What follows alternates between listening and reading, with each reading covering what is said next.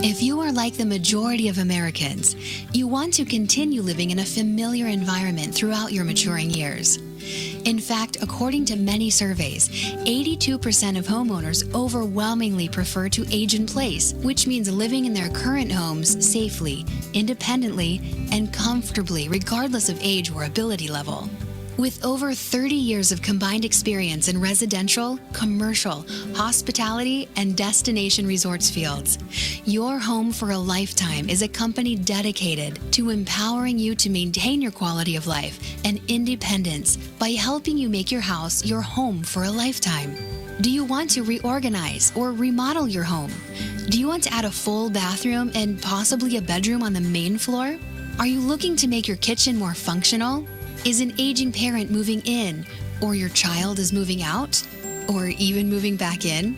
Call Your Home for a Lifetime at 949-492-1872 or check them out on the web at yourhomeforalifetime.com and find out how they can help you make your house your home for a lifetime. Welcome, everybody, to the Raad Life, the only talk radio show that takes you along with host and age explorer Raad Gantos on his continuing journey of discovery into life's challenges, opportunities, options, and all the latest and greatest things that come with getting older. The Raad Life is brought to you this week by Your Home for a Lifetime, a company dedicated to empowering you to stay safely, independently, and comfortably in your own home. And now here is your host, Raad Gantos. Can you hear me, Paul? Hello. Oh, now I can hear myself. Okay. I thought I was losing it as I was getting older. Just to keep you on your toes. Well, I appreciate that. You know, this is live radio. This is what happens. You know, don't try this at home, boys and girls. That's right. Although they are all trying it at home now with friggin', the truth, Facebook feeds. Which, by the way, just to let everybody know that if you're listening, you can watch us live. It's going to be split screen, I think, Paul, right? Yes. Okay. You'll watch us live, and you'll get to actually on not one, but two Facebook channels. See the man behind the mic at the board there, Paul Roberts. I'm going to be like Tim Allen, the neighbor in Tim Allen. I'm going to keep me sort of off camera here, so you can't quite see me. What was the guy's name? I don't remember. You only saw his face. Okay, if you're listening to us, we can't remember the name. It's perfect for an aging show, right? Yeah, exactly. We can't remember the name of the guy who you couldn't see anything but his hat and his eyes across the. That's the way I'm going to be. Yeah, I want to say Norm, but that's Cheers. It's going back a little bit. Okay, so happy Wellness Wednesday, folks. Is it Wellness Wednesday? It's not Wellness Wednesday. I just made it Wellness Wednesday. Okay, because actually, there's a couple things I want to talk about. And did you know that May is actually Mental Health Month? Mine or yours? Well, obviously yours is more important than mine. I mean, okay. Yeah, no, I will acquiesce to my elders on that one. No, but it May. I did not know this. I did not know that May actually was Mental Health Month, and I've been mentally sick, so I didn't know. Well, I don't think there's any cure for what you got. And then, interestingly enough, June, we have, and those who know me know that I've been involved for a little over a year with this thing called Global Wellness Day. Yeah. Which is a day, I believe it's always, I think, the June 10th.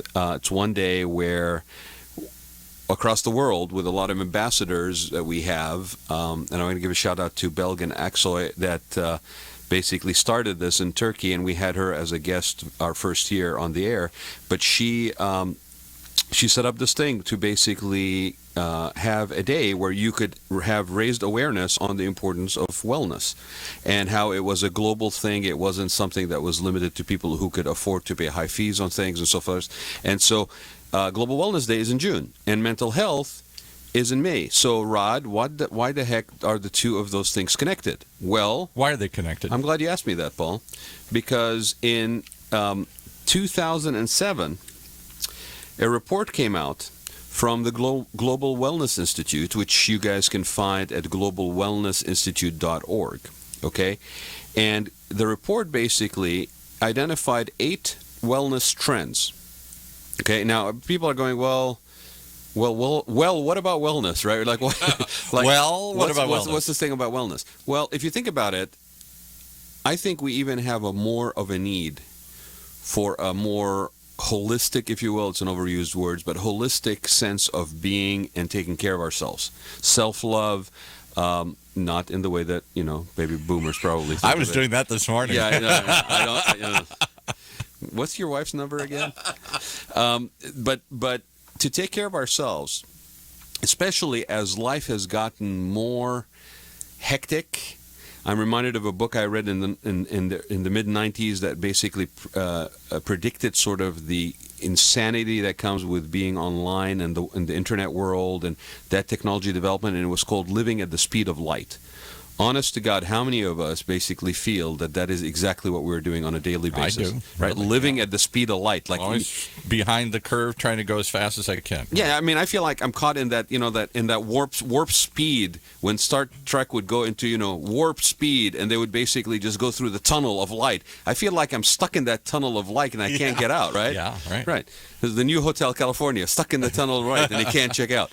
But it's really important, I think, for us all to take a minute and actually evaluate our lives, because and understandably, the demands that are on our lives on a daily basis, be it personal, family, work, friends, we try to balance it all out, try to get it all in, actually. I don't know that we're trying to balance it all out. I think we're just trying to get it all in, and we're being told and bombarded from every angle that is the way to be.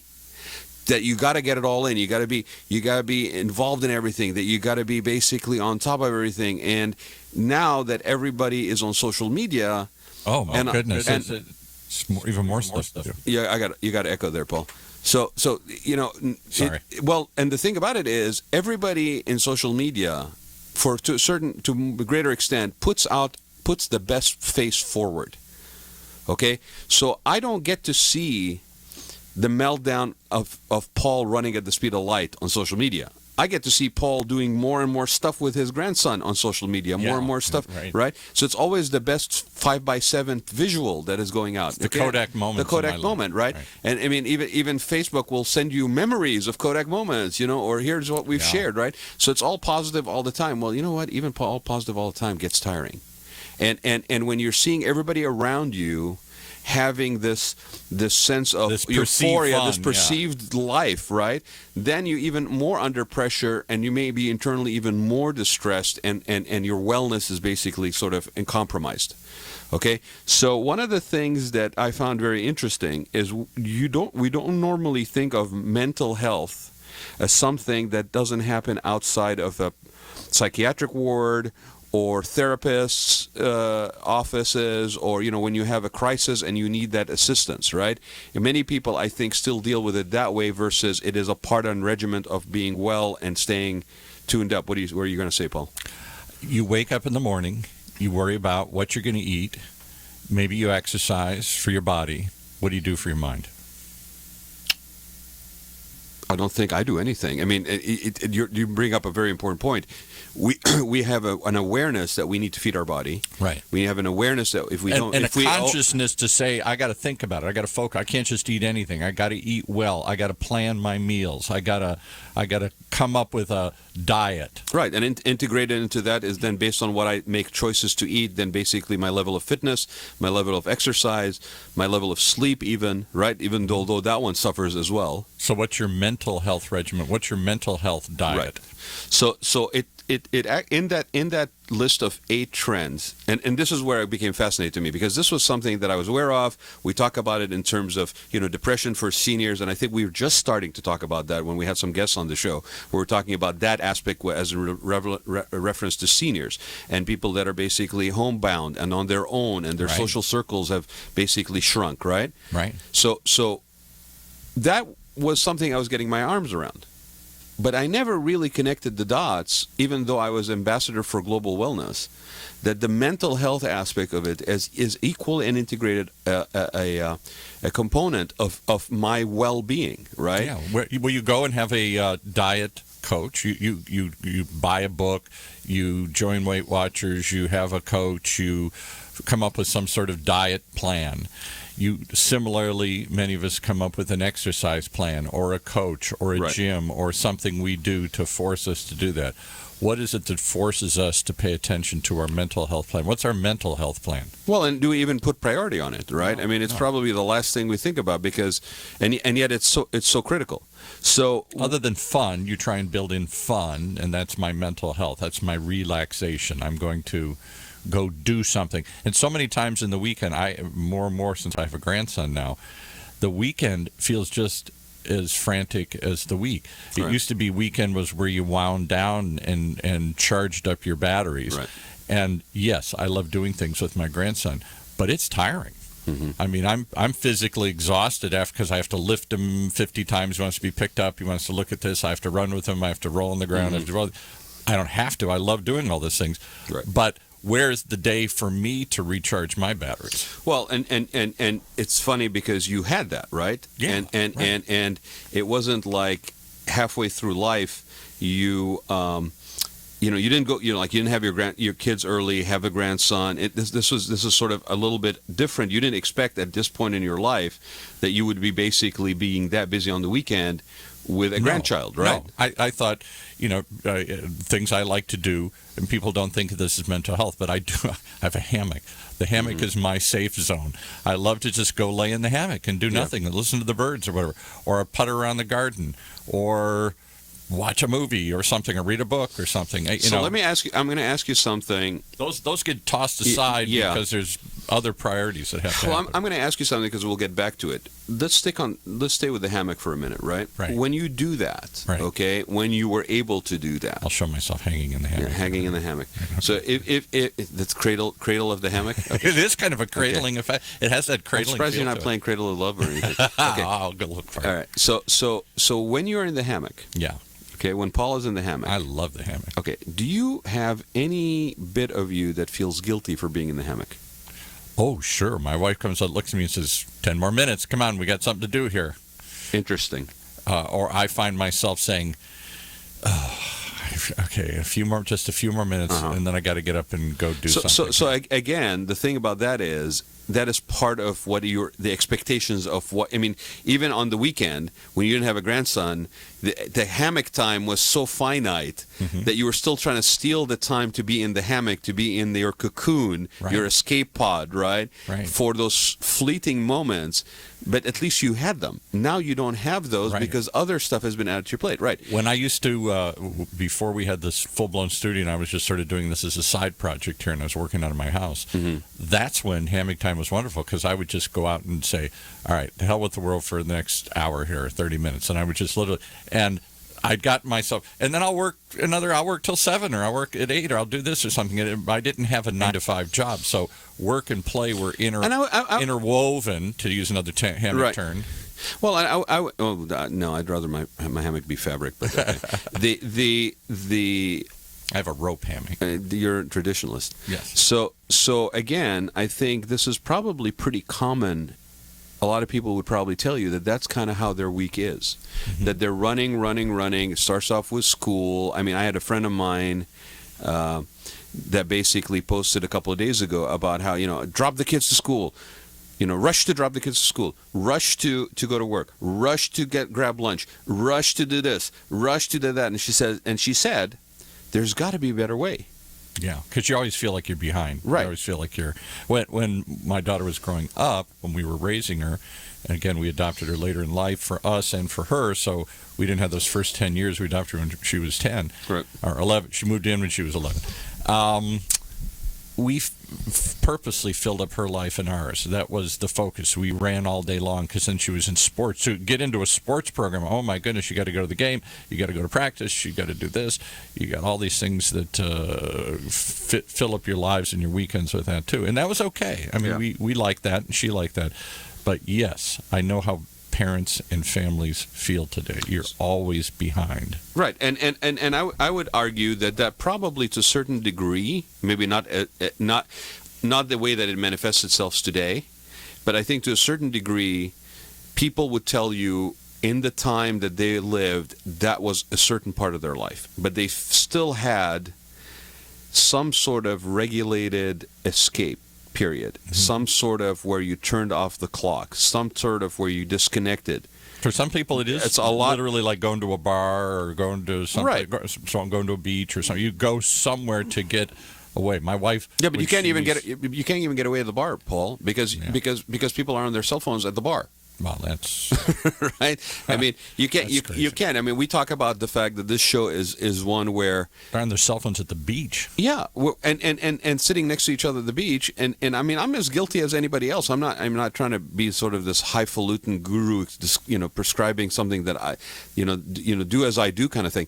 I'm just saying that this is something that we just go through life in modern living, where we don't stop to think about this. And so, what I found very interesting, given this is the area in which I exercise my profession, mostly in the spa industry, as a designer, and sort of experiential space concept development, is two things came out of 2017 that hit me kind of like broadside.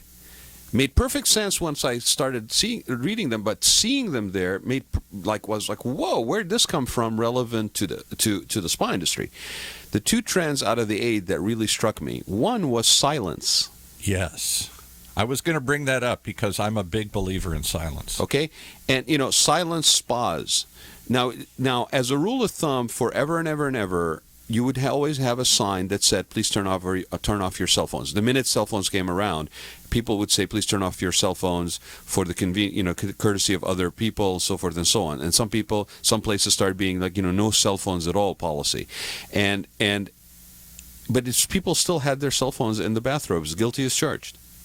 Okay, so that I could check after my massage whether I missed something in the last half an hour. Yeah, Or right. 45 God forbid minutes, that right? 30 minutes went by. God forbid, that I'm not connected for an hour. So now there are trends to things called silent spas, wellness monasteries, downtime abbeys. Oh, I love all this. Okay, Yeah. and where imagine this: you are paying to be in a place where you can be quiet. The one and only time I went to a spa, I went to a Burke Williams. You know that chain? Yeah. And the only reason I went because I bought a car and they gave me a free massage. That was the only time I've actually gone to a spa to get a massage and whatnot. And they have a room in there, I don't know if they still do, that was the silent room. Mm-hmm. And it was like heavily padded, and it was very small, and a big plush chair. And you went there because there was no sound whatsoever. And I thought, how strange, but how wonderful. I have been a big proponent. I'll tell you what I used to do with my daughter. I think you Gen Xers and the millennials are speeding this up even more. The ADD generation, everything has to be quick and fast. Which is not really an attention deficit. It's almost like it's called attention deficit disorder, but it's really attention to one thing. The idea that you have to be doing 5 things at once. It's basically your attention is on a lot of things, right? And so that's a lack of focusing. It's a hardness hard to focus on things. So, for example, for extended period of time, when my daughter Vanessa was still living at home, I'd go up in a room and she had some kind of music on, and the TV, but she wasn't watching or paying attention either. She was really on the texting, right? So she was doing this constant bombardment of stimuli. Has to be lots of stimulus around me here. So I would periodically drag her out in the backyard, and I'd say, "Now just sit down." "What, Dad?" I said, "Close your eyes." "Dad, come on, close your eyes." That's what you hippies used to do. Yeah, right. Yeah. And I'd say, "Close your eyes," and I said, "What do you hear?" "Nothing." I said, "Exactly." I said, "Really? Is it really nothing now? Don't you hear that bird over there?" "Well, yeah, I guess I do now, that you pointed out." "And don't you hear the wind?" "Well, okay, I guess I hadn't noticed it before, but yeah, there is a little wind sound or something." I said, "That's what you listen for. It's to decompress, to connect with what's really around you and not this blaring, screaming stimuli that you're pumping artificially into the space here." Right. I find that's hammock time. And I will, and my wife says, "Oh my God, you go out and you sleep." I said, "I'm not asleep. I just close my eyes, so I can shut down one." It's your form of meditation, really. It really is. Yeah. And now, had you done that before, Paul? Given that you are of that generation that stereotypically would have meditated and sought out an ashram and, higher consciousness? I've looked for different things like that. I've always wondered what it would be like to go to one of these silent retreats that Catholics do, where it's a structured program where you spend most of your time in silent meditation. And then periodically they let you eat and talk and do a few other things and talk about what you think about. And drink if it's an Irish Catholic. If it's an Irish, if they're the Christian brothers. I've always wondered what that would be like. I've always wondered what it would be like to go on a trip by yourself. I've never done this. I thought it would be kind of scary, actually, to go out in the middle of the woods or in a jungle and just, park your body there. It's so far away from everything. You are alone. You're just there. You and nature. The John Muir experience. It scares you, right? It scares me, yeah. But you know what's interesting about that, right? You're actually describing exactly the duality that we are facing today, which is the need for silence and the need for retuning your mental well-being, if you will, right? Whatever it is, whether it be meditation, whether it be silence, whether it be chanting, whatever it is that you whatever that personal wellness regimen that works for you.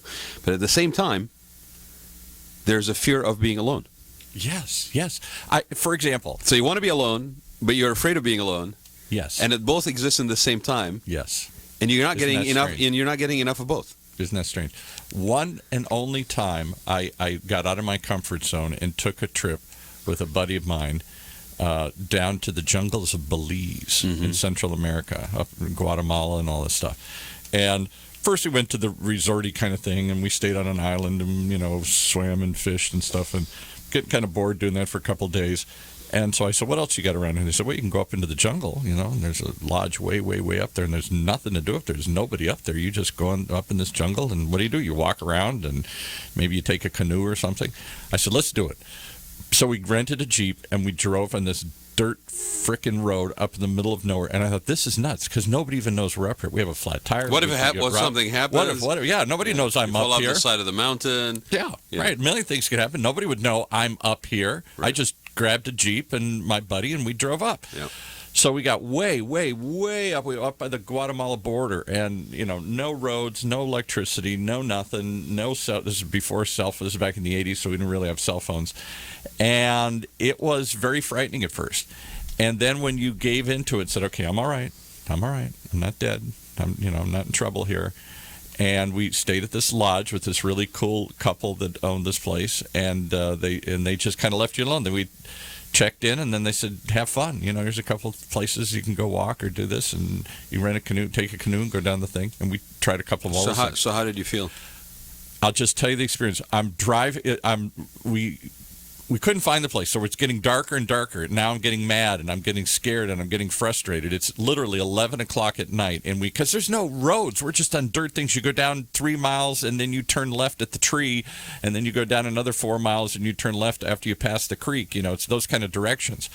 And it's totally dark. We're totally lost, and I'm getting totally scared, totally frustrated, and all of a sudden, around a bend, there it is. Ta-da!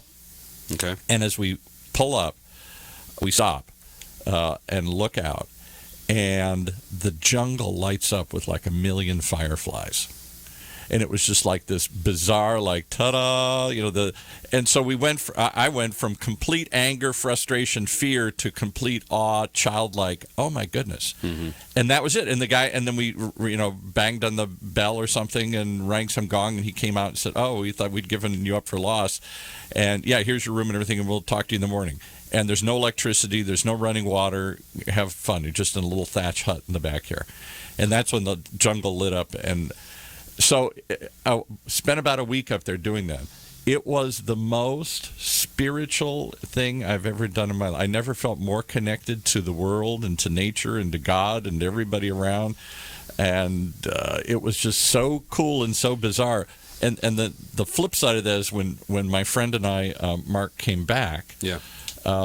So we decided to, we were there, and then we drove down off the mountain, out of the jungle, back to the city, which was still pretty rustic, this little dirt place in Belize there, got on an airplane, landed in Houston, and I think it was about from the moment we left to the moment, like 6 or 8 hours later, we're sitting at a Denny's eating food in Houston. And I thought, wait a minute, 6 hours ago, I was up in the jungle, Mm-hmm. and there was nothing, nobody. And I thought, and it really was very hard. And then I had to go to work the next day, and it was I called in sick. It was very hard to reconnect with the rush. Until you get away from the rush, you don't know how frantic our lives are. So you needed to get on a plane. Yeah. And you need to go to rent a car to a remote location. Then rent a car to find that. And drive up literally 3-4 hours. It was about 4 hours. And how much? So how much time do you think, all in all, it took you to do that, to have that experience from when how you much left? Money? No. Okay, but I mean, cost is going to be right. But let's just leave cost out of it for a minute. Just time. Yeah. Which is the finite of most finite commodities. I had to fly there, which was 4 hours or something, and then I had to rent a car and drive for 4 hours. And then it took a day or two to sort of decompress. And once we got into it, it was hard to come back out. So would you say like a week, basically? Oh, yeah, we were up there for a week. A week. Okay. So you haven't done that since, have you? No, that was 1986. Have you been able to find a week somewhere to maybe even contemplate doing that? Oh, no. Right. So this is my point. No. As much as that is, that's because I wasn't married and I was still single, and we were going to grow up with a bunch of buddies, 3 or 4 or 5 of us. Everybody fell out except this one guy. And when you came back, you immediately got married, right? Not too long after, yeah. Actually kind of connected. This was kind of like that last trip before you go do something. Now, like that. now, had you known your wife before the trip? Yeah. Oh, okay. Yeah. All right. I just met her, and actually, she moved. We didn't get married right away. We lived together. Wait a minute. Are you selling me a silence in the jungle trip, or was this a bachelor party? Well, sort of both. Yeah. Okay. I mean, we didn't come back and get married. We moved in together, so there wasn't. But so this was kind of also your last kind of like guy thing. Yeah. And you chose to do this. That's kind of interesting. I came up with this off the. I was looking in the LA Times for something crazy to do, and they had a little tiny ad that said, "Go to the jungle and go up into Belize." I never even heard of Belize. I said, "That's where we're going." You figured if you could survive the jungle in Belize, then marriage would be okay. I guess. And I had 3 or 4 buddies. Yeah, let's go. This would be crazy. This would be the wild road trip. And one by one, they all said, "No, I can't do it. I can't take with the one time." guy. And one guy finally said, "I'll go." And first we went to an island. And that was cool, but that was still just felt like a little version of a resort. I mean, it was a small island with small little, thatched hut hotels type of thing, but it was still like a resort. Right. It wasn't until we flew back into the mainland on this little 2-seater plane, rented a Jeep, and literally took a map and drove up into what felt like the edge of the universe for us there. So here's the thing. The need and demand for that experience and its direct impact on your health and well-being hasn't gone away. No. But you don't have the time to allocate a week to do this. And interestingly enough, I had to go with somebody. If he had fallen out, you would have not gone. Right. And that's a very interesting, I think, human dynamic. That, like I said, at the same time that you want to be alone and silent, is the same time you need somebody there. You need somebody there with you. I think that's very, very human, very natural. I think there's a social aspect to us that we like sharing experiences with somebody. Well, and somehow it was a safety factor. And it's a safety factor, right? It was a safety factor. Because somehow there's you're going people to an unknown place, and right. somehow it would be safer. If I get sick or broke a leg or something. So this new focus on silence at wellness destinations and spas is coming through loud and clear, and it's really got to do with this increased, ratcheting up of digital noise, if you will, and everything that's around us, and everything is digital. I mean, Mandarin Oriental, I'm going to give a shout out to my friend Jeremy McCarthy, that is the spa director for Mandarin Oriental, and they have silence as a treatment. Now, the craziest thing about that, silence as a you go pay somebody to force you to be silent. No, to have access to that silent area. Like basically, places are building soundproof kind of rooms. Yeah, well, like retreats that have isolation. Yeah. That you might be like, for example, visualize an indoor pool that has low lighting, and within that pool there's a pavilion that has also interior smaller pavilion. And so there's sort of there's two skins. There's a space between the two skins, right? So you could step in and you could get deeper and deeper into that isolation from sound and surrounding, right? And that basically that you pay to have access to that because it is such a rare commodity and shrinking commodity in the world around us. Let me give you two other thoughts on the same thing. Isolation tanks, where you float. I was going to say, there's a gentleman that is down, Glenn, down in I think it's Del Mar, and he has a place called Float. Get him on. I would love to try that. I'll have to take it down there. And enticed by that my whole life. Because they say when you shut down all the senses and you are floating, once you get used to that bizarre sensation, because they cover your eyes, so you don't just stare at the tank. You plug your ears or you put music. I wouldn't want music. I just no sound. And you sit there in total silence and shut down all your senses except feeling. And like you're in the womb. I did it for the first time.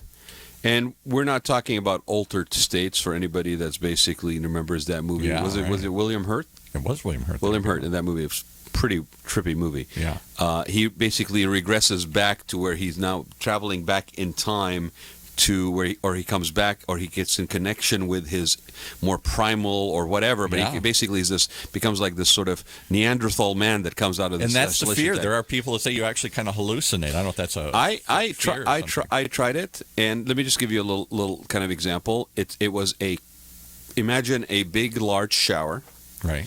That shower room. Okay, so the whole thing was waterproof, and then within that shower room there was another room that was like a capsule. And when I say capsule, it wasn't like a bed capsule; it was actually a room. And in that, you opened the door, you walked in, and you were walking into water. And the water, I would say, was probably about maybe 10 inches or 12 inches or something like that. It was not a lot of water, but it was very high in saline. Yes, so you float. And so you float, and there's an LED light on the water.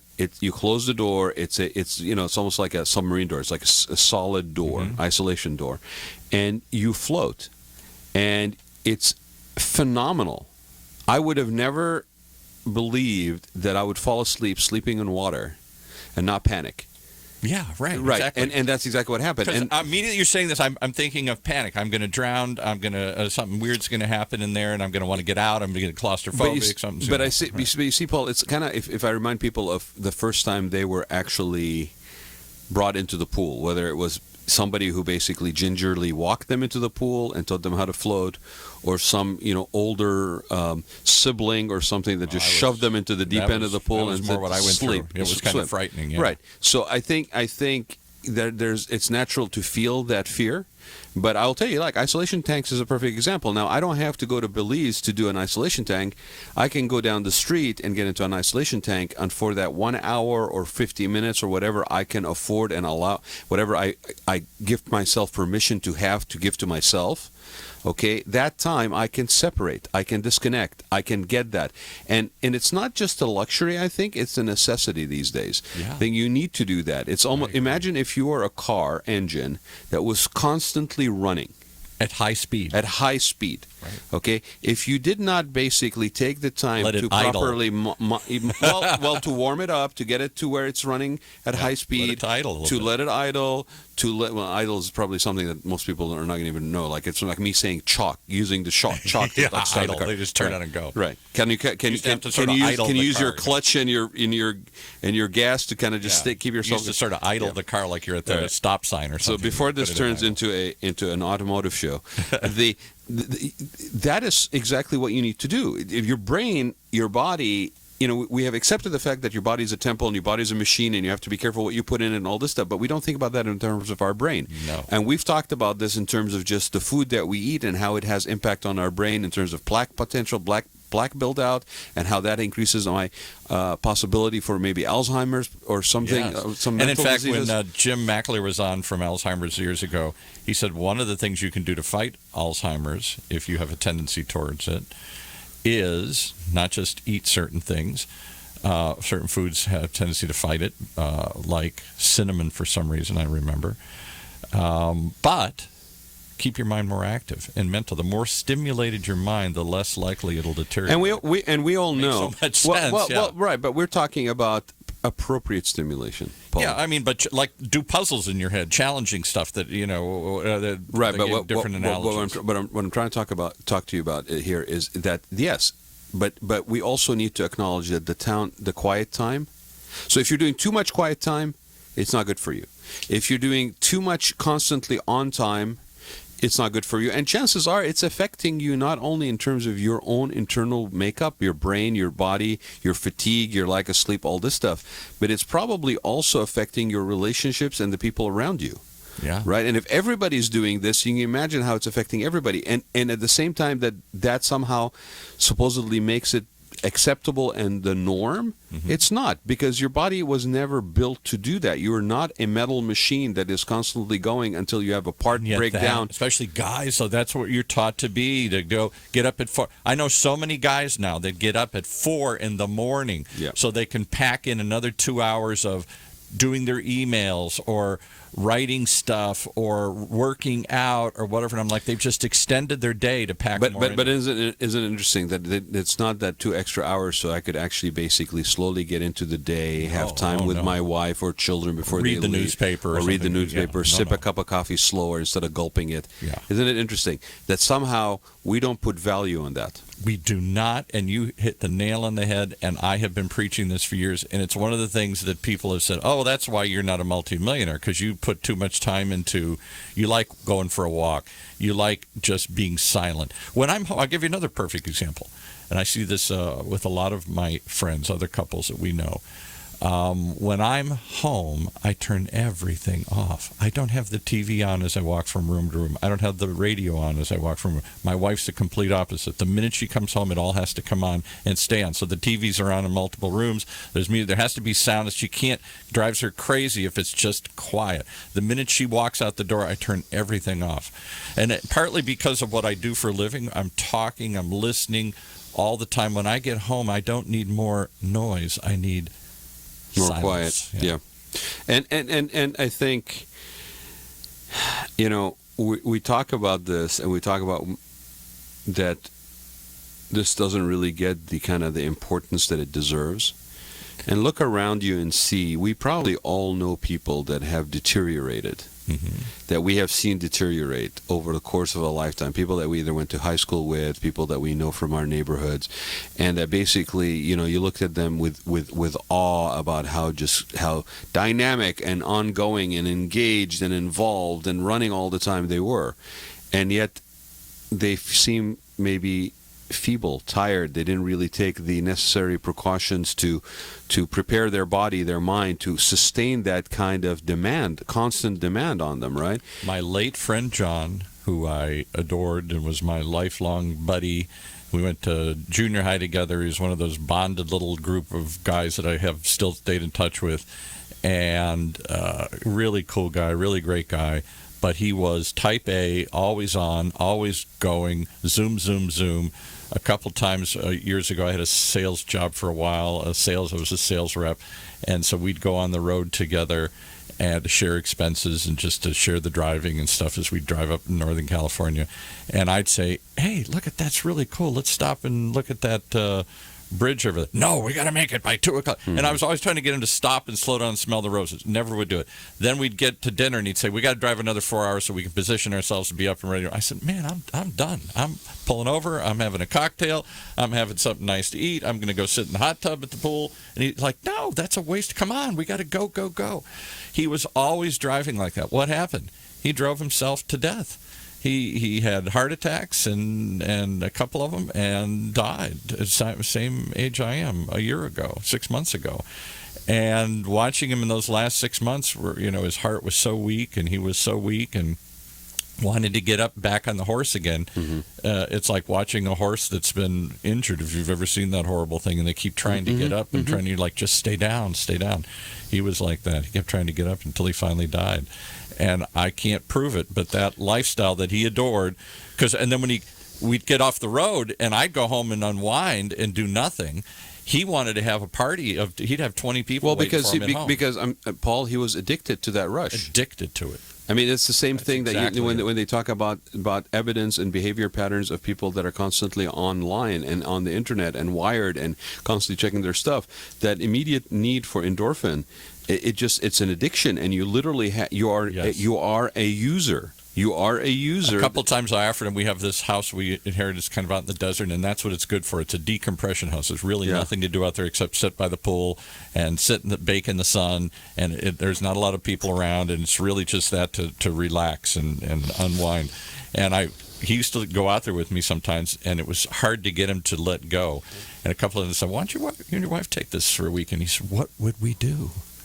I said, myself and my wife for a week in a room with no agenda, nothing to do, no goals to achieve, things to build. When I go out there, I have a TV, but I don't turn the TV on. I don't turn the radio on. I just chill. But you see, you understand that sort of quirky term of recharge. Yeah, your batteries, right? Right. Yeah, and so I'll I don't want to talk to anybody when I'm out there. I don't want to see anybody. I just want to go and be with me. So the issue with mental wellness, okay, is so huge, right? That the World Health Organization forecasted that by 2030, the largest health risk on Earth will be depression, not obesity. Wow. Okay, leading into integrative medical experts, okay, have basically been working out of the normal place where you would go get that kind of help, all right, or call it early diagnosis of depression. I mean, we do early diagnosis for Alzheimer's. We do screening and testing for cancer, but we don't do things for like depression, right? Until it's done. Now we've got to basically take care of it. And I think there's been a change overall in the way we deal with medicine and wellness, right, and well-being. But the fascinating thing is that mental wellness, being that it is predicted to be the biggest future problem, okay, it's also an opportunity for places like wellness centers and spas and so forth, because those lemons into lemonade. Well, those hotels, those destinations, they're actually bringing in neuroscientists and psychotherapists to meditation becoming seriously mainstream. Okay, and we got to get away from that term meditation, because that to me. What would you call it? Silence. That silence is a positive word to me. Meditation means forced. It means regiment. Well, it means but you see routine. now you see you're sharing your own sort of honed in baby boomer expertise, because meditation could be what you refer to as guided. Yeah. Right. It could be actualization, creative actualization or visualization. Mm-hmm. There's different forms of what we could refer to as meditation. See yourself doing something. Silence is a form of meditation. Right. Mm-hmm. It's just that it's one where you basically, it's almost like that vow of silence that monks, right? I'm fascinated with that world. It's a shrinking world of what do they call them? There's a name for it.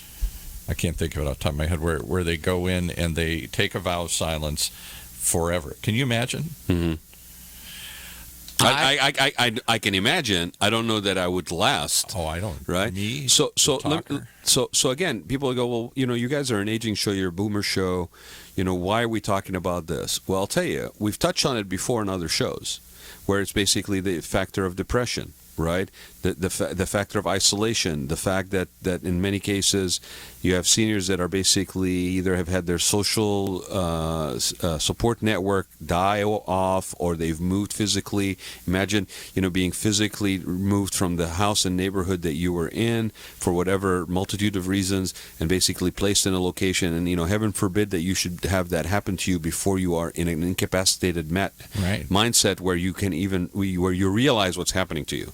Right, but mental disorders are skyrocketing globally. I can see, because of all these issues. When I had my major episode of depression many years ago, must be 20 years ago or something, and I was really incapacitated. Kind of went on for a year, and I had to go to therapy, and I had to take some drugs like Paxil to kind of loosen me up, get me a little more resilient, as they'd say, and kind of get to some of these core issues and take a look at it. And that's when the first time the therapist said, "Why don't you try a massage?" Mm-hmm. And I resisted. I said, "Oh my God." Well, we know your history with massages. And I did the one. Actually, I've done two. Then I forgot about that one. I did one. Took a massage then, and then I got this free one when I got a car years and years later. So you told me you had not had a massage in order for me to bring a massage therapist into this. Had two. Now it turns out you're a serial massage taker. Two. Yeah, I had two.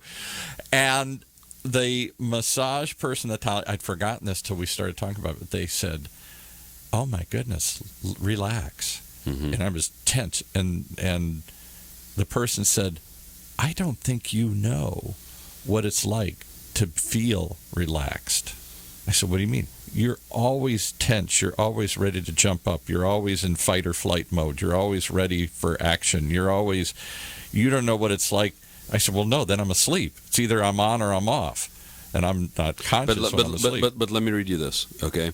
Social media, which they refer to in this report from the Global Wellness Institute, they say social media, which is keeping us alone together. Wow, that's a clever okay. term. Yeah, takes its terrible toll. Consider the new national health study revealing that more than 1 in 4 young women aged 16 to 24, the ultimate selfie generation, okay, now have a mental health condition like depression and anxiety. And from fake news to our social media bubbles to every idea of an agreed upon reality is fast disappearing. No wonder the Oxford English Dictionary named post-truth the 2016 word of the year, or that the Danish well-being concept of hygge, I think it's Hygge, burying oneself into cozy nest-like environments, was runner-up. People feel crazier, sadder, and angrier. and lonelier. And need relief. Okay, 50% from 1990 till today, Paul. Okay, people suffering from depression and anxiety increased roughly 50% to over 600 million people. I'll give you another. It's interesting you say that. That's a lot of angry, That's a depressed lot of people out there When I had a bar, walking around. when I was in the bar business in the 90s, Kelly McHugh's, an Irish pub, we had a couple of them, and there was one in Mission Viejo. It was around for about 10 years. Up to all the 90s, I had these places. And one of the things that shocked us, because we tried to make it a little for an older crowd, so it wasn't the hip young bar where we're having bands and stuff. It's like the next way when you're in your 30s to 40s. We thought it was like 30s to 40s that would come to this thing. When you're looking for a little slower experience, you're not going to pound down drinks. You're going to appreciate fine liqueurs and single malt whiskeys and craft beers, and you're not just going there to get drunk and get lucky. I was going to say something else. Get lucky. We thought there was a need for that kind of Cheers-like bar, and it was phenomenally successful. But what shocked us were the number of 50, 60, 70-year-olds that would come into the bar. And not at all what we thought it would be about.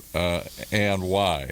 Because they're alone, because they're divorced, because somebody died, or they work at home and they don't see anybody all day long. So let me bring this around, because I know we could probably go about 10 minutes or so. But let me bring this around, because I want to bring this around to us here in Orange County. Right. Okay. We talk about Orange County being the sun and fun, Well, outdoors. but Orange County, basically, we've realized that has, while we weren't paying attention, has become a naturally occurring retirement community all across the coast. One big leisure world. All these people that are basically bought their houses in the 70s and 80s, that have probably paid off their houses, and I want to talk a little bit about me. I want to talk about a little bit about that wellness factor and how the policies that we do, the things that we support, okay, we need to wake up, because we are still stuck into this mindset that all things are doable, all things are possible. We're going to build to the nth degree everywhere. We're going to run friggin' roads through everything, right? Don't get me started on the toll road, the proposal by the TCA to run the toll road.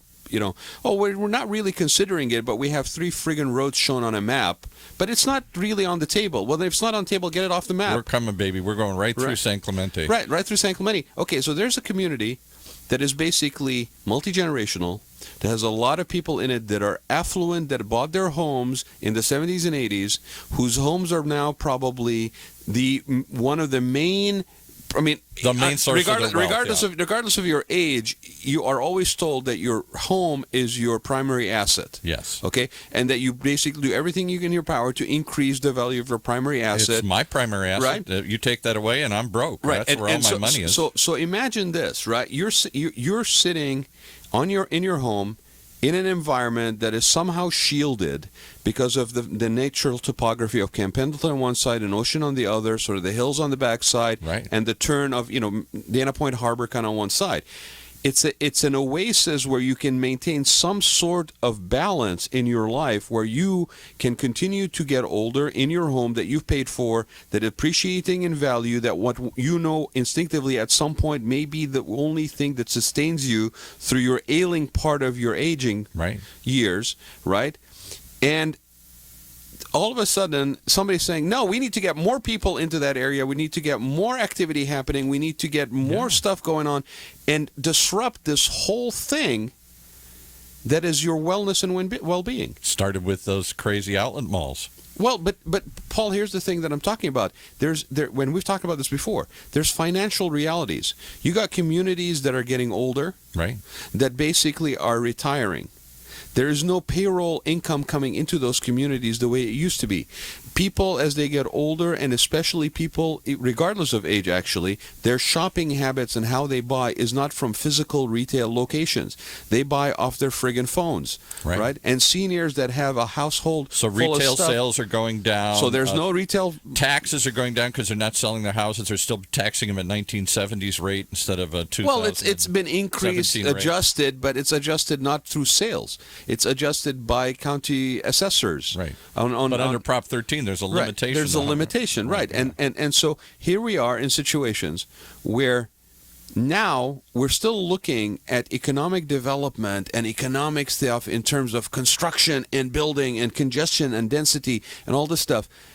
But what you're also risking is that person's nest egg. You're going to take that road and you're going to run it through a neighborhood where their value of properties are depreciated. Right. You're going to buy it at pennies on the dollar, and you're going to do an eminent domain situation. And what I'm saying is, this conversation, this well-being, this thing that we all want, okay, we need to get our heads out of our proverbial backsides and start looking at it in terms of a sustainable model, because our population centers cannot continue to be impacted by this increasing ratcheted up speed at which we do stuff.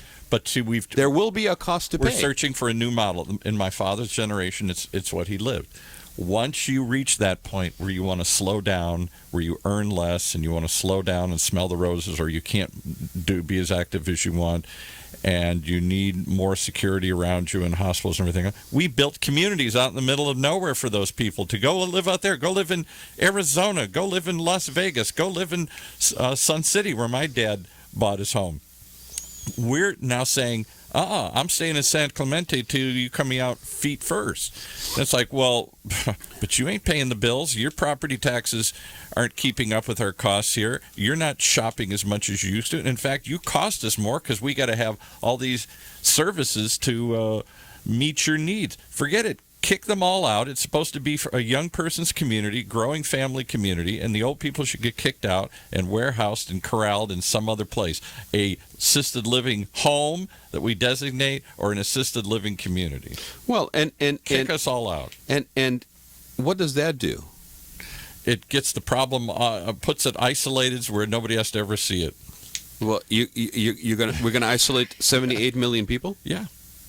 Right. Where are you going to isolate 78 million people exactly? Out in the middle of nowhere. We're going to build these giant camps, and we're going to send them there. We're going to call them all Sun City. And you're going to encamp seniors. Yeah. So that way their kids will say, "Oh, Grandma, Grandpa, they're taking care of." See, look, they have a billiard room. See, look, they have a movie room. I got a newsflash. I got a newsflash for you, right? Yeah. Who votes? Not the young people. Exactly. Yeah, I'm not going. The minute you start threatening people's residences that are their nest eggs, especially if they are seniors, you better put on your big boy pants, because you're about to get a real thrashing. Yeah, I'm just saying we used to have. I'm making an extreme case. We used to have a system where you left where you raised your family and you went somewhere else, and they sold us on this idea of retiring somewhere: Florida, Arizona. Palm Springs. That model, for some reason, lost its appeal, and now people like me are staying in their homes much longer than I thought I would. Yeah. Maybe for the rest of my life, if my wife has any say in it. The irony is I have a foot in both worlds. I inherited a home in Sun City. It's a beautiful home. It's on a golf course. It's got a view of the mountain. It's got a pool in it. It's great. It's sitting there right now. But you're not there. I'm not there. Why are you not there? Because one, my work is here. And when my work is but your work is by your choice, Paul. Yeah. You could have built this whole thing out in Sun City. Clearly, my wife doesn't want to hear about it. You probably would have been. You would have probably had a little bit more of a monopoly in a way over there. Oh yeah. My wife is the biggest impediment because she doesn't want to leave our daughter and grandson, nor do I. She doesn't want to be with a bunch of old people. She doesn't want that to be isolated. She doesn't buy that model at all. She might when she's 80, but for right now, she ain't buying it. So we rent it seasonally, or so that we can hold on to it, pay the costs, and see what happens in 10 years. That's the plan. That's the only plan I've got. And how long have you had that plan? 4 years now. 4 years, yeah. So we got, I say, another... I'm 61, so by the time I'm 70 and she's in her 70s, I'm hoping we'll revisit all this stuff. Right, but so I'm thinking our needs will have changed. No, but that's the other point, right? Is that decision, the expectations or the common thinking was that those decisions were made at 65. Yeah. Now they're being made at 70 and 72. Exactly. She wants to delay all. I don't want to. Right. She's still working. But I think that's common. I think that's very common. Right. And so in today's reality, oddly enough, that property hasn't accumulated the way I thought it would. Because I thought, wow, when the baby boom retires, they're all going to want these kind of places, and I got one.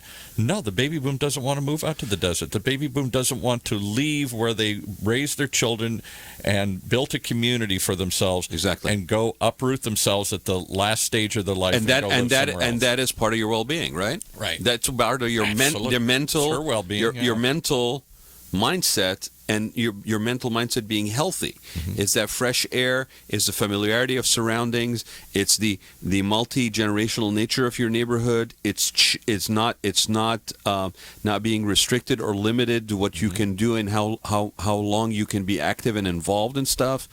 To have independence in what you're doing. Why your business exists. Make your home a home for a lifetime. To take this home that you thought was only going to be for a certain period of your life and extend it into old age by adapting the stairs, adapting all the bathrooms and the counter heights. And it has financial impacts that are positive because when you're sitting in that home, it's appreciating.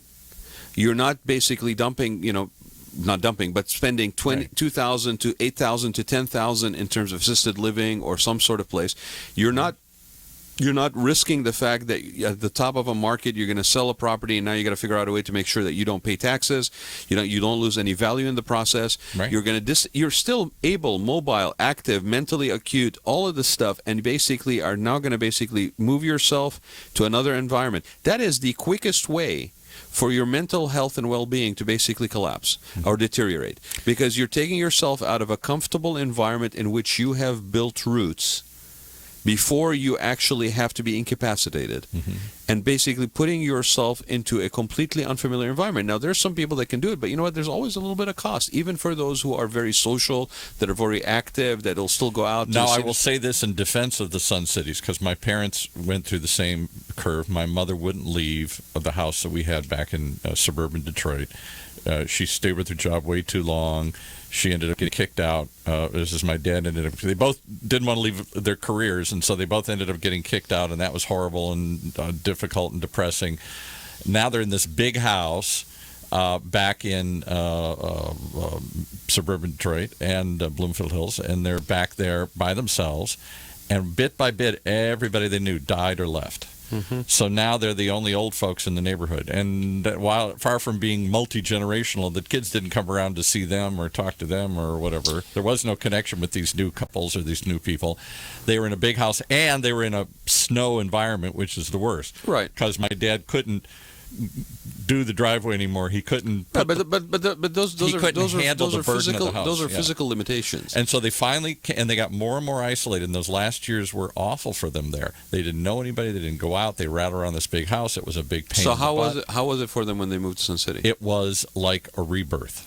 In three ways. One, they got rid of all this stuff that they had accumulated over 50 years of marriage or something, and that was frightening. And then it was liberating because they went and bought new furniture and new things and stuff. So and Sun City was out in the desert. Yeah. And then two, it was warm. Where the young people are moving and buying houses. Yeah, now. right. It was warm out So there. you're not- So they weren't afraid of falling. You've never lived in a snow environment, but as you get older, you just get frightened of falling. And Oh yeah, I spent 4 years in Europe, in Switzerland. Oh well, yeah, Switzerland. There you go. Well, So- but I mean, no, I get it. Yeah, right. You know, we jokingly say that in California we don't do seasons, let alone change of age. So they found it safer. They found it. The warmth was something they never experienced their whole life. Safer, single story versus a 2-story house, easier to take care of, smaller, all the stuff done for them here. And suddenly they were surrounded by people their age who had all come for the same reason, because they had all been left alone and isolated in some other part of the country, and they all came to make something, to have fun in this last week. And I tell you, the people out there have more fun than I do. There's more activities, more things to do, more neighbors, more things, parties going on and whatnot, and more support, and the great medical facilities nearby. They didn't have to drive very far. So everything they were looking for. So I really think at some point in our life, the baby boomers will still have those same needs to leave and go somewhere else. But they're later in life. They're later in life. Right. And so I'm keeping this in the bank as kind of my get out of jail free card here. with the sense of health and awareness and medical advancements and all this stuff. That's a trend that isn't going to reverse itself. No, it's going to get even longer and longer. And there's a real life financial reason. The longer you can postpone this, the less cost impact it is on your life. Right. So will your parents stay in San Clemente their whole life, or will they eventually downsize and go somewhere else? And if they do, will it be in the same community, or will it be in a community of other people like them? Given my parents' personalities, given the cultural aspect, which is again something we don't talk about a lot here, but that is also a factor. Yeah. I think they will probably stay in their house. I mean, I'm just looking at my grandparents on both sides. Mm-hmm. They both stayed in their house.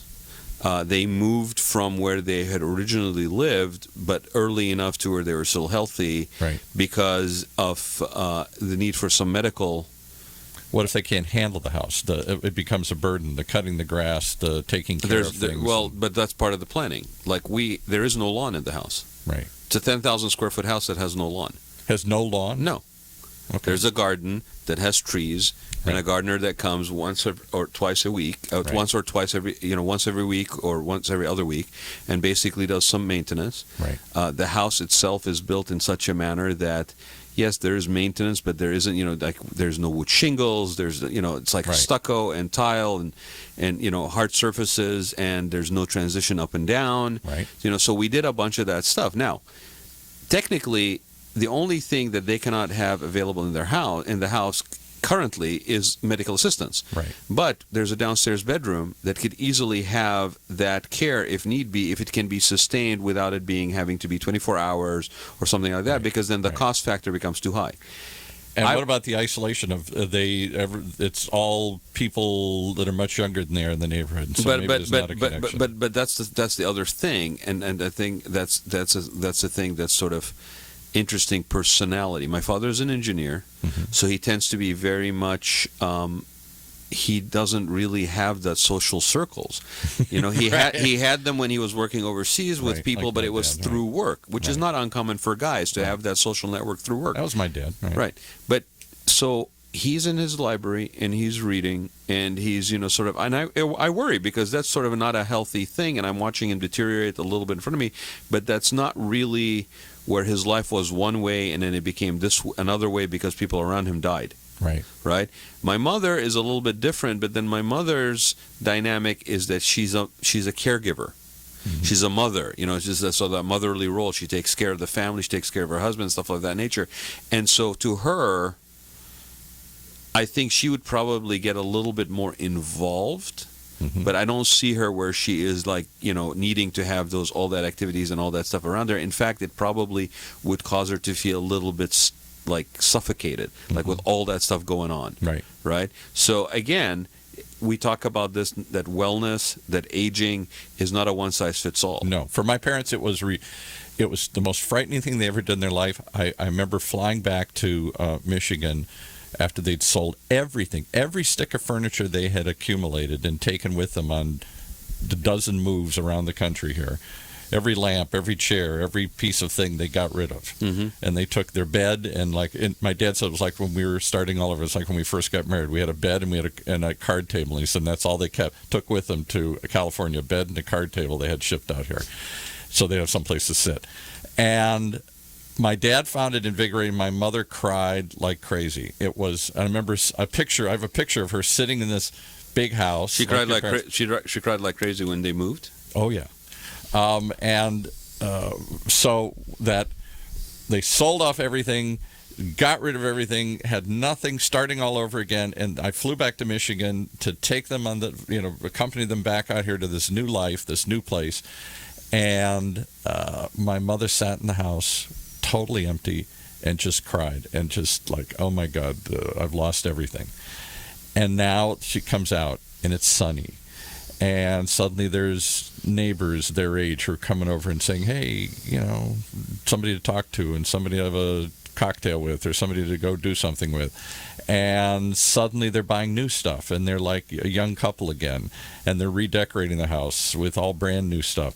And that sum total went from the total fear to the most amazing. It extended both of their lives dramatically, and made them happier and healthier and everything. It got them out of that isolation that they had found themselves accidentally. What turned out to be their life's dream, this big house and all these things, turned out to be a giant albatross, a giant burden on them. And when they finally let go of all that stuff, it was so invigorating.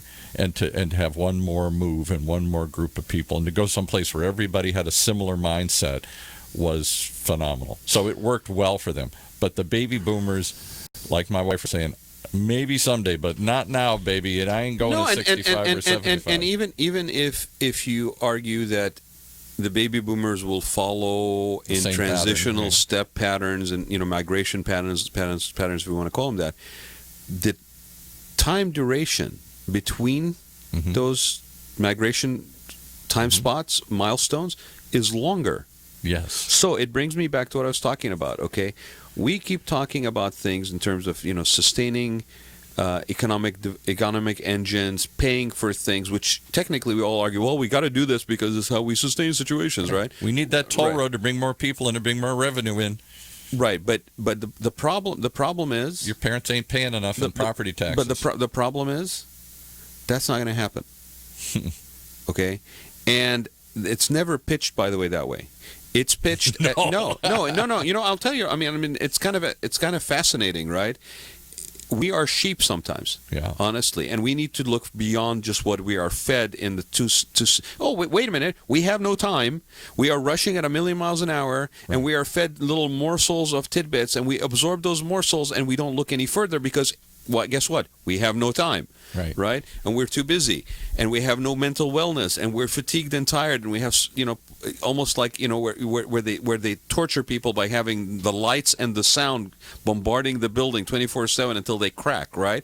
I mean, we kind of don't have somebody externally doing that to us. We're doing it to ourselves. We're constantly torturing ourselves with sound, stimulation, noise, light, constantly. I mean, your little monitor screen is light in your face 24/7. Your little bathing me, comforting me, soothing me. Well, it's funny. We've had the chairman of OCTA in here several times, and used to do a show with one of the former mayors here who served on, I don't know, whatever that regional transportation body is that oversees all this stuff here, and made up of elected officials. And he used to always get angry about this. And we need more of those toll roads, and we got to finish the toll roads and all this stuff. And I'd say, I'm sorry, but I'm one of the guys that fought against it. And he'd say, why? It's a safety issue. I wouldn't want to live in safety my ass. Says, where do you live? Where do you live in Rancho? Can I safety my ass on? Okay, safety my ass. Okay. He literally used to say, I say, where do you live? I say, I live in Rancho Santa I Margarita. challenge anybody who gives me that BS about safety to answer the following question. Okay, you talk about safety and you talk about relief, and what if something happens to San Onofre and we want to be able to get people out of that area? Yes, right, exactly. Explain to me then, are you building a one-way road? Get them out. Because if you're building a one-way road, you need less land to build it on, which makes the opportunities and options for where to put it more, okay? And guess what? We may not have an issue because you can put it closer to San Onofre. You can go across the top through Rancho Mission Viejo, okay, and drop it off and avoid all the area like San Clemente that doesn't even build on friggin' ridges because we want to protect the environment. The thing, but that was how it was sold to the public. That was one of the main things is safety. It's not really. In and out. It's not really for traffic, Paul. No. It is not safety. It's for development. I have spent 3 weeks, okay, taking, and I'll put it out there for anybody who wants to do this, okay. Try it for yourselves, okay. My mom and dad used to tell me, oh, we don't take the toll road. And I'm going, oh, they're old. They don't want to spend the money. Right? Oh, I'm a dynamic, active, young person. I'll take the toll road, right? They would tell me that it's the same time and it's the same distance. Now, my argument was, well, but when there's traffic, then it takes a little longer. You know what we're talking about? We're talking about 2 to 3 minutes. We're talking about the cost that continues to go up. It costs you. It costs on. It's like a friggin' stock market. Sure. During high rush hour traffic on the 91 freeway, currently it is $20 each way. On normal traffic, it's $9 to $10 each way. I had a person who I know who's on Facebook today complain about it's $10 each way, and it's all she's sitting there looking at backs of red lights. Right. So this perceived convenience. Well, I'll push back a little bit on that. I come to the studio from Rancho Santa Margarita, which is if you're listening to the podcast, you can't picture this, but I live in south part of the county, and the studio's in the central out in the middle of nowhere. On the middle of nowhere, and for me. If I cross the freeway and pick up the toll road and go north, I can make it absolutely in 25 minutes. Guaranteed. Any time of day. If you take the toll road. Take the toll road. Okay. I can do the same thing, maybe even a little less if I take the regular freeway, the 5 freeway, but not in rush hour. So, like tomorrow morning when I have to start early, I don't even try taking the regular road because it could take me an hour or 2 hours to get that same distance through rush hour traffic going north on the 5. It's just unpredictable. It literally could take an hour. Whereas I know it'll take me, if I pay for it, 25 minutes. And how much is your bill when you are yet regularly using the toll road? I don't want to look at it. I don't want to know that. I'll tell you what mine is, and this is separate. My wife has her own, and I have my own, right? I was paying $500 a quarter. Wow. So for anybody who tells me, oh, I need it for driving to work, I'm telling you know what? I challenge you. I have jobs all the way from Simi Valley to San Diego. Right. Okay? And I have tried for 3 weeks to avoid the toll road usage, just to see for myself. Take that challenge. Do that detox, right? Do the detox, okay? Get off the fast track. Recover. It's called fast track. Get a little recovery going. Get a little recovery going, right? I tried it for 3 weeks so far. Okay, and I will continue to try it for a quarter just so that I have a benchmark of what comparison, right? And I can do a side-by-side bill comparison. Now, I'll be the first to admit that in any form of, I'm not looking for somebody to be 100% recovery, right? And they're slipping, right? People slip. When you're a user, you slip. There are times you got to be from one place to the next. The only way to know you're going to do it here in Southern California is the toll road. But for every other time, you can figure out a way around it. But if you've absolutely got to be there at 9 o'clock. I went to yesterday. Right. We took off from home in San Clemente, took my mom to the airport in LAX. Right. Okay? Yes, we had 2 people in a carpool. Right. But we left San Clemente at 4:45. Right. She was checked in at LAX Bradley International Terminal by 6:15. You're lucky. I came back from fine, I'll play along. I came back from LAX solo in my car on the 405 down, connecting to the 22. Actually, I didn't even go to the 22. I took the 55 and went around to Santa Ana. I was in Santa Ana by 7:30. My point is this. You know, though, that sometimes, because I've tried it coming to the studio at 9 o'clock in the morning, and I can't afford to be late. I can't say, well, today it took me an hour to get here. I could get up earlier. I could leave at 7 or something, but I don't want to do that. Right. So what I'm saying is, it's not a necessity. It's a convenience. Yeah. When I have to be somewhere in a prescribed period of time, I take the toll. And as such, every other time. And as such, that convenience has to make sense at a cost factor. Right. When it starts being $500 a quarter, at $2,000 a year, that's 4 months of me doing this radio show. Right. We're not supposed to give that away, but 4 months for me to do the radio show at halftime. Right. But yeah, you're right, because it's actually twice that. But my point is this. My point is that it is a convenience, that we basically get accustomed to certain things, not because they're the best thing for us. Rod, you come in with a cup of coffee. Everybody comes in with these Starbucks. Try giving up Starbucks for a quarter. I actually have, because it's too bitter. I mean, I can't believe For what me. people pay for a Starbucks. I don't like coffee, so I never got hooked on it.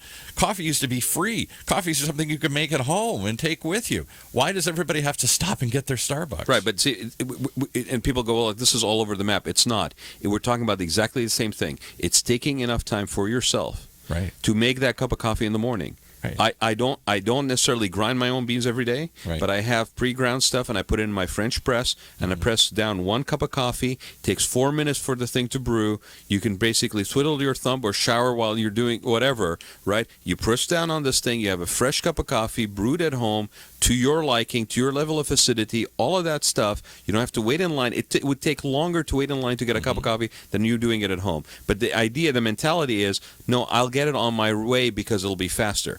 I'll take the alternative route because it'll be faster. And what I'm saying is, we get into this cycle because we are mentally tired. We are constantly in a non-silent environment, and we can't friggin' think straight.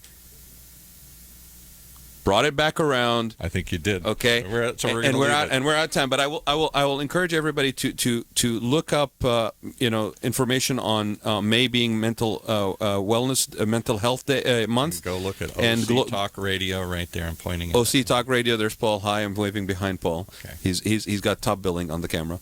You got a pen going on? Okay. You always have to point the opposite way that you think you're pointing. I'm pointing at you. Okay. So OCTalkRadio.net. Yes. The Raad Life on Facebook. Send me information. Send us comments. If you listen to this later on, you can reach me at Raad, RAAD, period, Gantus, GHANTOUS, at gmail.com.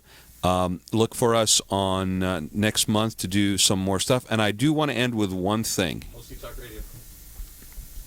Yes, I was just calling to listen. I wasn't calling to comment. Is that possible?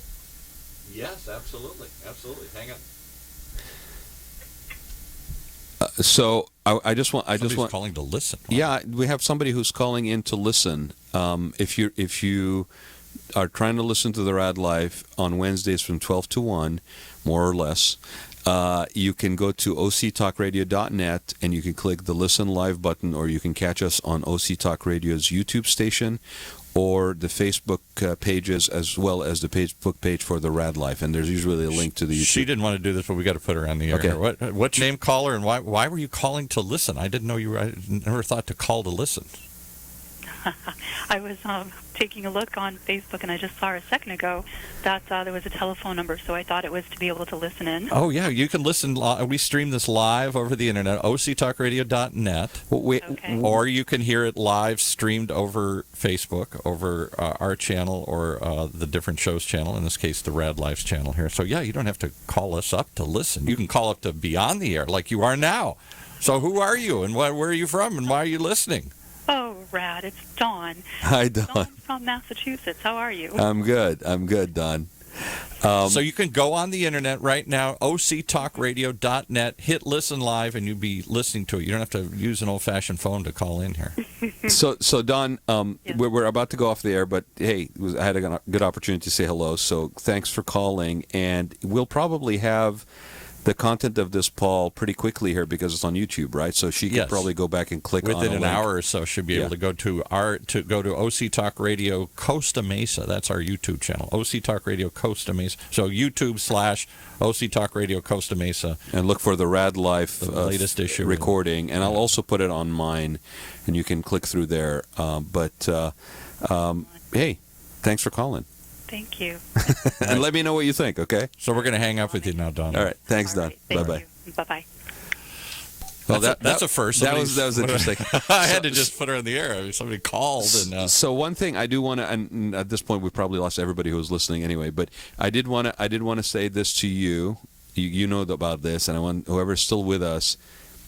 May 24th, we have a new thing happening. We do. Right, which is going to cut into our loose-fitting, loosey-goosey kind of... Go as long as we feel like it. Go as long as we feel like on the Raad Life, because it's technically 12 to 1. So starting May 24th, on from 1 to 2, there will be a new radio show that I will be co-hosting.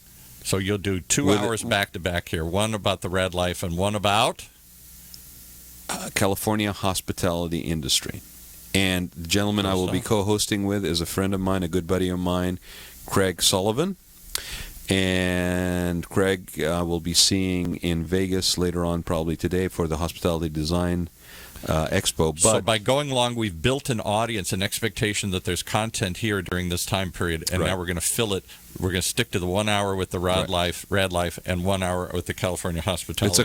It's a show on California hospitality and hotel industry and all the things. What do you think people are going to hear about that? How will we tie the two together here? Is it this kind of conversation, trends that? Yeah, because I think we talk about wellness, we talk about boomers, we talk about there's no way of avoiding anything that is any industry and the impact of boomers on that industry, especially in California.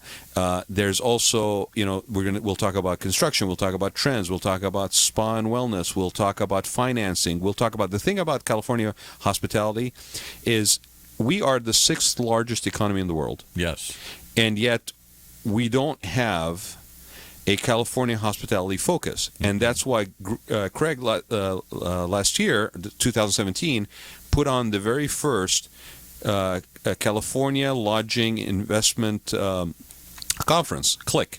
And I've known him from before. I'm a sponsor for next year. I'll be actually doing the stage for the expo, and it'll be down or the conference. It'll be here in Orange County again on Bristol at the Hilton. But also, we've been talking about the need for this sort of conversational stuff. And there's a lot of great people that are out there, men and women that are in the industry in different capacities that are in this very innovative market that we are in, which is California.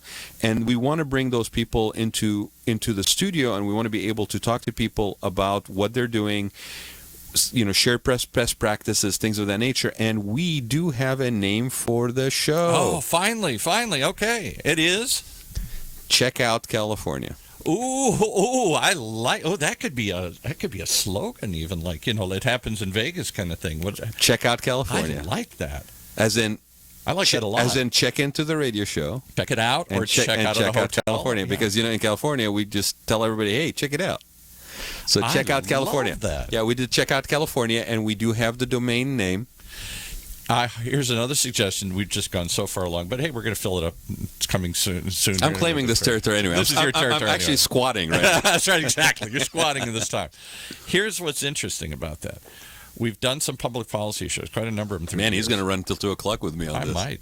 And we, through that, discovered the ugly secret that nobody wants to talk about, that there is an overall Orange County travel something, or Orange County Convention and Visitors page, but it's not much. Most of the cities don't want to cooperate in promoting a regional approach to tourism like other areas do. The cities want to claim it for themselves. So Huntington Beach wants everybody to go stay at the Huntington Beach Resort. Anaheim, of course, has the biggest convention and visitors bureau because they have the convention. They want everybody to stay at Disneyland there. And as part of that, they don't really want you to leave. They'll say they do, but they don't really want you to. There's some argument of, do they want you to leave the property and go to Huntington Beach and then go down to the Missions in San Juan or go other places here? Right. And so each of those different cities some better, some worse, some big like Anaheim, some little like other cities here, are trying to figure out how to do that. And my point was, why don't we have a regional thing? Why isn't Orange County the destination? Go see all of this. Don't just go in Disney and all these other people are like, well, that's great, but that means one day less on our property here and one day more on that guy's property. And that's sort of the sad reality of life, I think, on a lot of levels, is that you have more people that operate in that capacity, which is really very myopic, in my opinion, and it's very... it may be quarterly result-oriented, but it's definitely not long-term expert position marketing, kind of claiming that territory. And the more there is to do out here, aren't you more likely to come back? If Absolutely. It's just Disneyland, then once you did that, you're going to go somewhere else. But I can't blame companies, for example, and people that are acting in the capacity of company representatives to be focused on what my quarterly results are that quarter, right? So I'll give you another... So you need to have the right platform to cross into that wider, bigger tent. So I think there's a space or a place in your new show for that conversation, particularly using Orange County as an example. Is there a regional approach to hospitality and to tourism, or is it all just city by city, and are we fighting for the next city the same dollars to stay in my city as that? And I'll give you another example of that. Mayor Miguel Polito is really excited from about Anaheim this. Was in here, and for those who don't know, there is a streetcar that has been funded now finally, at least some initial stage of it, and it's supposed to go from Santa Ana to Garden Grove. And why? Because they want to tie, they want you to be able to go from the train station over some... Garden Grove is an interesting example. They've been trying to capitalize on their proximity to both Anaheim and Santa Ana regional transportation hub. Trains and buses at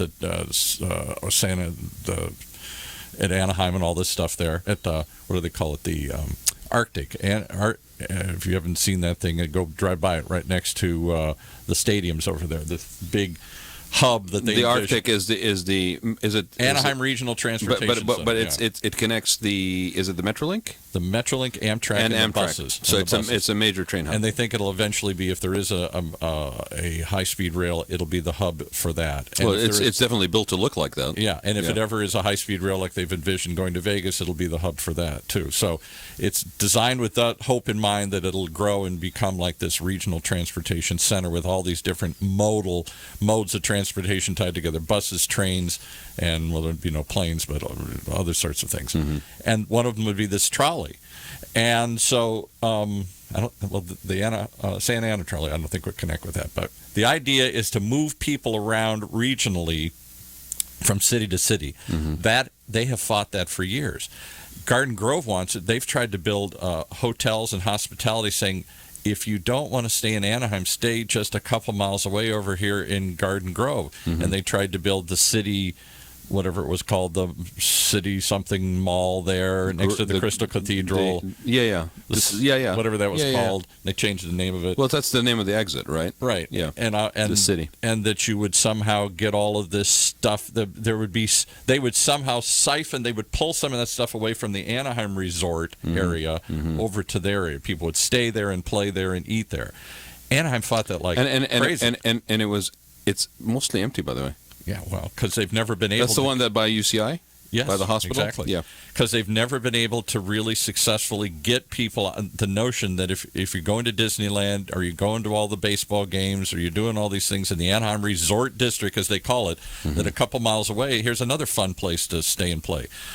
Buena Park's been trying to get them to go north up into revived around beach area. Everybody's been trying to tap into that and grow the circle larger. Santa Ana would certainly like to do that and get more people just to come down a few miles and go to the hip restaurants in downtown and all that.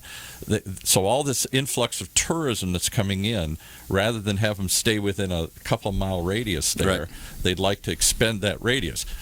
Everybody's been fighting that tooth and nail. So one of the hopes is that this trolley, this Santa Ana trolley, this Orange County trolley line, which would be the first, could get extended to airports and other things eventually, will at least take them from Santa Ana to Garden Grove. Now, why do you, for those who know Garden Grove and Santa Ana, those aren't the two garden spots of Orange County here, right? Right.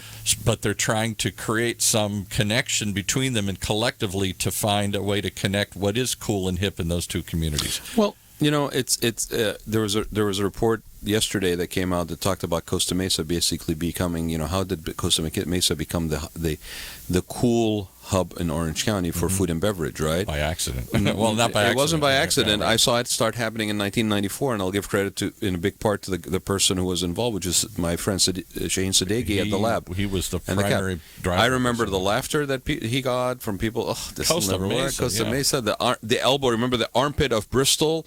Yeah. Right. It's not the armpit of Bristol anymore. No. Right. I think the interesting thing for tourism in California, and I've been here since '85. Mm-hmm. Okay, so I haven't been here for all my life, but I've been here since '85, and it's changed quite a bit. You followed me. I came in 80. Okay, so there are certain destinations, there's certain things on the list for people to do when they come in. Disneyland, Disneyland, Universal Studios, Hollywood, Sunset, Melrose if you're kind of hip and want to buy some stuff, Right. Venice, Maybe, right? yeah, right. And there's a certain aspect of neighborhoods like Maria del Rey, Playa del Rey, Mm-hmm. Hermosa, versus Manhattan, Redondo, Santa Hermosa, Monica all those versus or Malibu versus Santa Monica. The people there don't want to be bothered. They'd rather not have that tourist drive, right? San Clemente. San Clemente is another one, right? And the interesting thing is Not hungry to get all this tourists to put that on the list and come down there. well, the interesting thing is, I don't know that even if you provided that connectivity, that people are just going to gravitate towards that. To your point, there has to be some reason why. And at the same time, everybody is so, wanting their piece of the pie that they don't really want to encourage other things. And that's where... Look what's happening in Huntington Beach. There's an example where that town, unlike any of the beach towns here in Orange County, has accepted this role. They have these big events, and they're physically trying to bring other ones in. We had the mayor of Huntington Beach in there. Their goal is to have year-round events going on. That's why they have this big air show that last year was the first year. It'll be in October. That they think will bring a couple 100,000 people in to watch the air show over the beach. You know what part of the problem... And the Surf Pro and all these other big events. You know what part of the problem is, Paul? I'll tell you. We faced this when we were trying to program and plan for the California Historical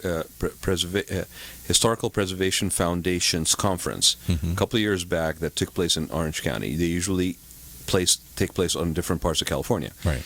Up till the point where they actually had it in Orange County, that conference always was based in a town, in a city, like Oakland or something, Yeah, right? right. Never in a county. Well, exactly. Right. There's So- no place in America but- that functions as a county like we do. It has an image, a brand of a county. But when we tried it here, it took a lot of work because even with that idea, how do you connect? And ironically, to what you were saying, the way we came about the connecting of all these, like Fullerton and the Muckenthaler Center and Casa Romantic down in San Clemente and the Balboa Pavilion and all this stuff, Lots of cool things to do. The Anaheim Packing House, which basically got awarded for the best adaptive reuse that year by the conference. The connection was the train system. Yeah. Because the connection in Orange County was that you have these produce and you have the orange and you have all this stuff, and these areas were connected by trains through a train system. Interesting, yeah. Right? That basically started off with ranches and then growers and all this stuff, and that's how we made that connection.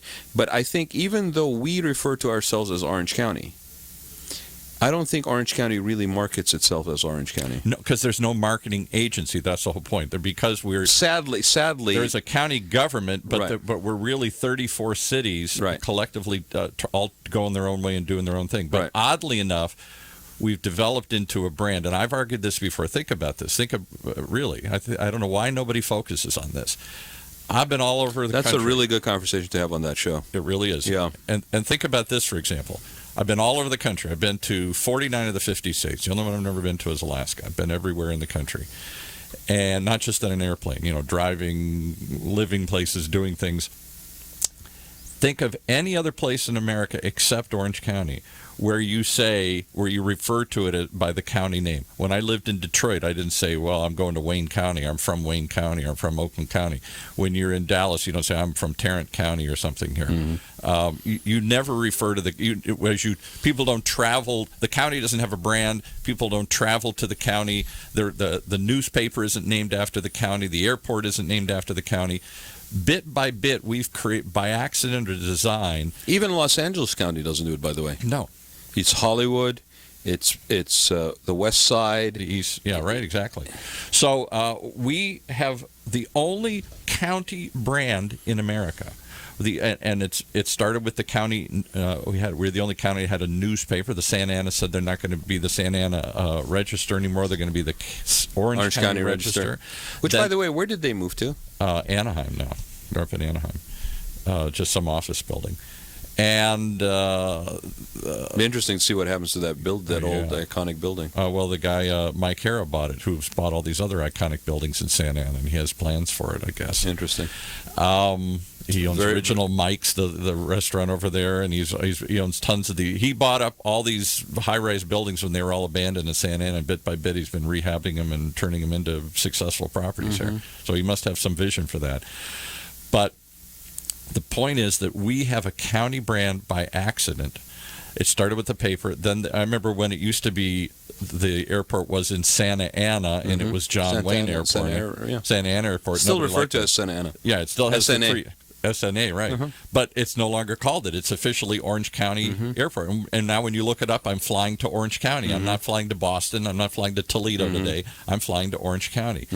So and then we had the TV shows, the Real OC and the OC and all that kind of stuff. All of this developed this image that collectively I don't think the cities have embraced. They certainly haven't kicked into a common kitty to say, let's promote this brand of Orange County. But don't you think that's they promote Huntington Beach. They promote San Clemente. Don't you think that's kind of bizarre? I think it's very bizarre. I mean, because we do take on things as a county. Yes. Not to bring it back up, but our arterial road system, our communication, Orange County Transportation Authority that runs the buses and all the other stuff, and the Metrolinks and all the things. It's really fascinating. I mean, it hasn't been by design. I kind of knew that wasn't what we were doing, but I never really had the conversation about it. We did the show for a couple of years with the Orange County Association of California Association of Cities, Orange County. The Orange County chapter of the California Association of Cities. And so they had like 30 of the 34 cities belong to their group. And boy, they blew up one time when the late Eric Spitzer wrote a op-ed in the Register before he lost it and said, maybe we'd be better served if we merged all these 30 cities into one or two mega cities. Then we would be New York promoting New York County, New York County, New York City. We'd be LA County, LA City. We'd be Orange County, and we'd be Orange City if we had just one big. Oh, they went berserk over that because this is still a collection of tiny communities. You can't do that. You can't do that, and I think you're going to have pushback. Oh, because of that level of how much do I want to promote. So we all love our little neighborhoods. You love San Clemente. Somebody else loves Huntington Beach. Somebody else loves Garden Grove. But the reality is, and we've kind of touched on that before when we were talking about the economic engines. The economic engines in Southern California, and more so in Orange County because of the open ranchos that we had, has been real estate development. Yes. As we have seen, the real estate availability has shrunk. The green fields have disappeared. The green fields has disappeared. The balance between built and non-built environment is built out. And with that term, almost built out, now we're seeing higher density high-rise that are happening, right? Yes. Yeah. But what we're also and people don't like that or accept it, and they're fighting it everywhere. Huntington Beach, they fought a density project. Every time one of those goes in, the neighbors, particularly the older community, screams and hollers. And to a certain degree, they've got some proof to it because what about the roads? What about transportation? What about schools? What about all the other stuff? Do we really want more people packed in here? Well, but Paul, there's another factor, which is that basically it isn't necessarily the most efficient or sustainable. Let's not say efficient, sustainable. It's what we it's what we know. I'll fix it. It's what we know, but it's not necessarily where we need to be in order to sustain in the future. Then that's where places that are built out, unless you start tearing down and doing infill projects, and then even with that, there's a finite amount of how much you can do. So all you're doing is kicking the can down the road to make money right now for whoever's basically a vested partner in the situation. Right. And 10 years from now, we'll still be in a situation where now we don't. What are we going to do now to sustain our costs? With an older population, staying in their houses longer, all this stuff. The real estate model is not going to sustain Orange County in the future. We have to start developing things like destination tourism, heritage tourism, innovation, small impact, high. And for that, you need I'd argue, a community-wide effort, a county-wide effort. I thought we had a bunch of supervisors that are supposed to be doing that. Go look up the Orange County Visitors and Travelers site, and it's almost non-existent. Orange County Visitors Bureau, or whatever it's called. It's underfunded and underactive, and maybe we have somebody in from that organization to this show. I have no idea what they do. Anaheim has a huge Convention and Visitors Bureau. Wait, from which organization? Orange County. I think it's the Orange County Visitors Bureau or something. That's Anaheim. No, but there's another. There's a county. It's Visit Anaheim. No, but there is an Orange County one, and it's almost like non-existent. I'll have to look it up here. Orange. We'll have some silence here. Orange County Visitors, something like that. Yeah, there's an Orange County Visitors Association. Visit the OC. I don't know who funds them. I don't know. Or maybe that's a private one here. There is an Orange County. I'll by the next show, I'll figure it all out. We as a county we have a very small visitors and tourism or whatever it is thing here that the county does. Instead it's been done city by city, and the biggest city, of course, is Anaheim, which has the big Convention and Visitors Bureau because they got the convention, and they see themselves as the center of the county. And Santa Ana says, no, we're the center of the county, because we have all the government buildings. And Huntington Beach says, well, you may have it, but you don't have any resorts. Do you know there are no 4-star resorts in Anaheim? So Disneyland and all this stuff, they're trying to build one. That's a new push, too. They're trying to get somebody to build a 4 or 5-star resort. There are 4 or 5-star resorts along the ocean, in Dana Point and in Huntington Beach now and other places. So there is no county-wide, there is very little county-wide planning or push. We don't have a budget to go visit OC around the world. We have budgets to go visit Huntington Beach. We have budgets to go visit Anaheim. We have budgets to go visit other cities here, but not the OC, even though the world tends to think of us more and more by the name of our airport, by the name of our newspaper, by the TV shows that have been done about it as the OC. I'm going to Orange County. Yeah. They don't go, I'm going to Newport Beach. And when I travel around the country... They go, I'm going to Orange County. Where are you staying? Newport Beach. Where are you staying? Exactly. Laguna. So we've created this brand by accident or almost without any government's official support. And the official entity, there is nobody pushing that brand. That's the whole point. That brand is developed, sprung up on its own. That image has sprung up on its own, and a few other people have adapted it. So now everybody thinks of us. We're the only place in America that refers to the county we live in, not the city we live in. I'm going to the OC. I live in Orange County. When I travel around the country, I don't say I'm from Rancho Santa Margarita. Nobody knows where that is. I'd say I'm from Orange County. I don't do that when I live in Tarrant County. I don't do that when I live in Wayne County in Detroit. I don't say I'm from Wayne County. Nobody would know what that is. It has no brand. It has no image. I'm trying to think what other. It's interesting. I think I will look at it a little deeper. Like what other places maybe even have that? I have not found one in the entire country where you say I'm going to that county, and that's the place I'm going to. You say I'm going to the state. I'm going to the city, but you never say I'm going to pick a county. Do you do it in Northern California, like in the Bay Area with Marin County? Not really. Not it's not really. The same. A little, not the same. Sort of. Maybe that's sort of the closest example I could come up with. Interesting. Well, I guess we'll take it up on the Check Out California radio show that starts on May 24th with Craig Sullivan. And so we hope you join us for the Raad Life 12 to 1 and 1 to 2 for Check Out California. We promise to keep it exciting. Yeah, check it out. Thanks, guys. Welcome, Oh, everybody. I did the welcome. Let's play the extra one. Here, let's play the right music here. Gee, you had us so teed up, and I had played the wrong music. Here we go. You have been listening to the Raad Life radio show with your host and age explorer, Rad Gontos, brought to you on the one and only octalkradio.net.